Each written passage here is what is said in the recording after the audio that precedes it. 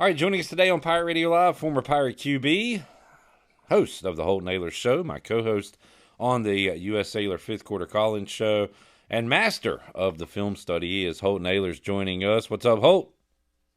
Go ahead. What's up, man? How are you? I am doing fantastic. Your film breakdown was awesome. It was almost too intricate for me. Sometimes I like not knowing the ins and outs, so I can just say the quarterback blew that or the receiver blew that. Now you really break it down to a T. That has been a huge hit, and I look forward to that every week, and really shows you what goes down each and every play and how there are at least 11 parts to each play, Holton. And but awesome work there, man. That was cool. Yeah, appreciate it, man. I was really excited about it, and I had the idea for a while now. We talked about it on the pod, and then it was like 11:30, or it was about 10:30 the other night. I think we released it on Monday, so it was 10:30 on Sunday. And I came home and I was like, I want to release a film session in the morning. So I was texting Glenn back and forth, figuring out how to do it, and taught myself real quick and did it. So it was a little sloppy, but we'll get better each week. Yeah, no, that's something to look forward to after each and every East Carolina football game. Holton, we talked about it Saturday night on the fifth quarter. Mike Houston kind of said it himself to a degree that the interceptions you don't want them, but he didn't seem too frazzled by them, and neither did you. Kind of breaking them all down. So you want to cut down on those turnovers. But what'd you think of Jake Garcia, his debut for East Carolina overall? I thought he was good, man. I thought he was slinging it. Look, the interceptions really don't scare me. I kind of, it's equivalent almost to me like an NFL preseason game or, NFL camp when, people are always freaking out over the interceptions. And they're like, look, this is the time to test it. This is the time to see what my receivers can do and, if they can make those 50-50 balls. And then what throws can I make? What's the timing? How long can I hold on to the ball? So I think starting with an FCS school like that, that's what it gave us the ability to do. Now, if he does that versus ODU, it's a totally different story. So hopefully that doesn't happen. I don't think it will. I'm sure he's been hearing it all week from Coach Houston and JDB to clean those up. I'm sure the whole offense has. So we'll see, man. I think that's the storyline going into this week, though. Is, can we, hold up front and then, can we limit the turnovers? Holden, I love, if you got locked in with Snead or CJ and they just had monster days or in the NFL when Jefferson or Chase has 8, 10, 12 catches. It's awesome to see that. But, man, the way Garcia spread it out the other day, there was 4, 5, 6 plays in a row running that hurry up where he'd hit Patterson for one and then hit Smith and then Wright and then Spalding and just a different receiver. And then to the tight ends, Kelly and Riles. Love the way the ball distribution there week one, and that was without Chase Sowell, who I will talk about in a moment. But how about that, getting everybody involved, and basically if you're open, Garcia is going to find you and hit you.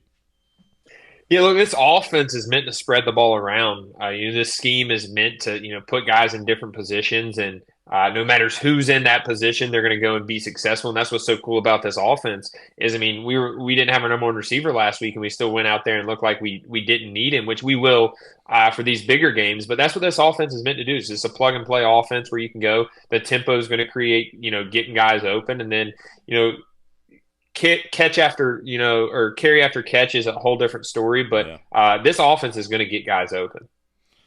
Any thoughts on the run game, Holden? Well, again, it's hard to kind of judge what this team is after a win over Norfolk State, but thoughts on the run game moving forward? We saw 4 different guys involved.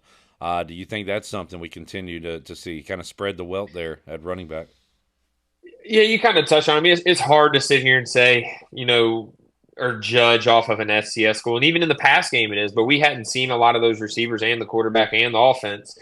We've seen, these running backs. Now, I think the storyline, leaving week one is we probably have more depth than most people thought at running back, and we might see 1 or 2 extra guys because of that depth. But other than that, I mean, I think this week's the big test. Yeah. You can't base too much off the run game of last week, other than we do have more depth than most people thought. Kind of the same conversation for the defense, right? Where they did what we expected them to do. They dominated. If we're upset about anything, it's that they gave up 3 points and didn't get the shutout. But they'll have a stiffer test this week, and then moving forward with App and Liberty and UTSA. But man, kudos to that D line, and we got to see. I didn't talk about Gavin Gibson at all. Never mentioned Phew. his name this offseason. He makes the play of the game on defense. So kudos to Blake Harrell's guys. They did as expected on Saturday. Yeah, and you touched on the Gavin Gibson thing. I was breaking down the film and I completely blanked on his name because he was a transfer. But, I think that is probably the storyline is, we had the guys coming back. We knew we had the guys coming back. The defense was already going to be good. If the guys we got in the portal are going to improve this defense, then where can this defense go? What is the ceiling of this defense? So yeah, I mean, I think this week's a huge test for us. They're an up tempo team, so it'll be big to see how we play that. But we've been playing against tempo all season now, all camp, so it shouldn't be an issue for us. I'd expect us to hold ODU under 20.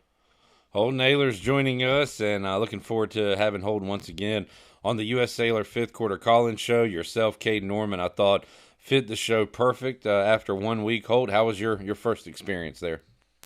Clip, I loved it, man. You're a pro at it. You run that thing so smooth, and me and Caden really enjoyed it. Hopefully, we got a lot more wins. Hopefully, we can bring some luck to this thing and keep stacking up these wins. So the wins are fun. I don't know how. Hopefully, we don't got to experience a loss, but I'm sure that'll be a different story.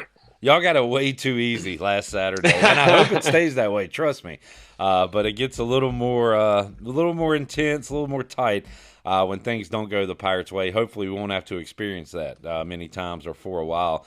So hoping the winning continues. We'll be with you on the Bud Light pregame tailgate, 2 o'clock Saturday, and then late night once again after the game, East Carolina and Old Dominion. Looking forward to taking your calls and great questions for Caden and Holton the other night. Let's keep that going, Pirate Nation. That was really fun on Saturday night. Holton, looking around the landscape of college football, you did quite well with your picks week 1, I understand, right?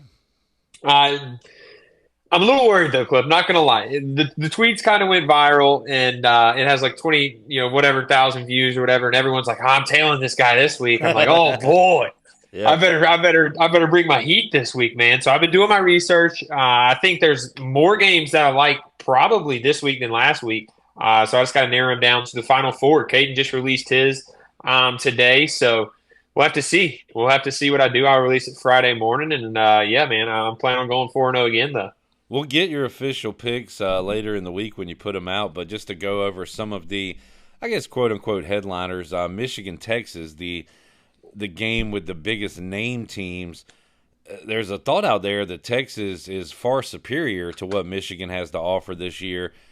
Being that big of favorites, it was 7.5 last time I saw in the Big House. You just don't see that a lot, but do you think Ewers and Texas is that good, Holton?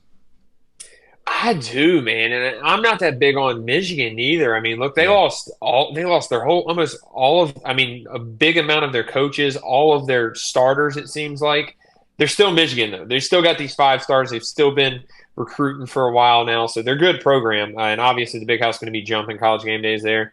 So I've thought about that one, and it might be one of my picks because I'm feeling pretty good about it. I think something to look at in that game is like the over is at like 44.5. And I think that's something I'm, kind of itching towards right now. I'm still, finalizing my bets. Like I said, nothing final yet, but that over's real low for a Texas offense that can go out there and sling it. And then Michigan also, like, they didn't play that good last week either. So we'll have to see. But I think that's some storylines going into it. And one thing I like to do, Holton, is kind of go against the common thought. And as NC State was slugging around last Thursday night against Western Carolina, I figured there would be a lot of Tennessee's going to blow them out talk. And then Tennessee goes out and we see their quarterback and they look amazing against a much lesser opponent on Saturday. So I got to think the world's on Tennessee right now. I kind of like to go the opposite route. I might take State just for that purpose. But on paper, it looks like Tennessee should be able to handle NC State. Any thoughts on that one? Yeah, man, I think Tennessee's quarterback's like literally like RG3. It's like a 6'6" version of RG3. Nico's really good. He's like that NIL quarterback, the prototype, got recruited in high school and had offers for millions of dollars to play everywhere. And he just fits that hypo offense, man. He goes out there and slings. It kind of looks like Hendon Hooker, just a bigger version of him. I've messed around with that game a little bit too. I know Caden took Tennessee -6. So we'll have to see. I haven't done too much research on it. But I plan on kind of sitting down tonight and finalizing my bets ahead of the weekend. NFL Week 1, Holton. Looking forward to being out at Tiebreakers this Sunday. Are you going to dive into the pro world or just stick to college when it comes to your picks? I know you'll be watching everything, but as far as, Yeah, betting and everything. I'm not going to bet money line or spread or anything, man. NFL's tough. I might dabble in it, but I'm going to look at more player props for the NFL. Even being in the NFL last year with the Seahawks, man, like the competition level is so, the skill level is so minuscule. It's It's tough to sit here and designed bet a to be spread. even across the board, right, Holt? Yes, Yeah. yeah. So that's why it's tough, man. So I'm going to dabble in the player props. May dabble in a spread or a money line or something, but I'm staying away from it, man. College football is way easier to bet than the NFL. At least for me, I've had more success with it, at least this year. And then I followed it years in the past. Obviously, never bet it, and I just think it's just easier, man. I've been in the NFL, like I said. The talent level's not that much different, so it's just tough to pick who's going to play better that day. Holton Ahlers joining us, Pirate Radio Live. Huge edition of the Holton Ahlers Show. Coming up this week with a Pirate legend, Jeff Blake, quarterback on quarterback. Holt, I know you're fired up for that one. Oh yeah, man. We filmed it last night. And he was great. And little nugget, which will be in the podcast too. Someone tweeted us. I had no clue of this clip, but someone tweeted and was like, ask him about his relationship with Shador Sanders. So I told Caden, I said, Caden, you can ask that because if he has no relationship with him, I'm not looking dumb. So Caden asked him. And he's been training him since the 6th grade. So that's a Wow. crazy ECU connection with Shador Sanders. Yeah, man. So I thought that was really cool. And then we just talked about obviously the Peach Bowl team that year and got into detail on that and in his NFL career too. It was a really good interview. And hopefully gets to make it back to Greenville with the Peach Bowl team this fall. We talked about that a good bit too. So a great guy. I never really got a chance to talk to him. I've DM'd him back and forth on social media throughout my career, but finally had a chance to talk to him and really glad I did. Holt, I was telling you, I don't have many memories of Jeff Blake at ECU. I remember watching the Peach Bowl. Shout out Blake Langston. I was at my buddy's house watching that.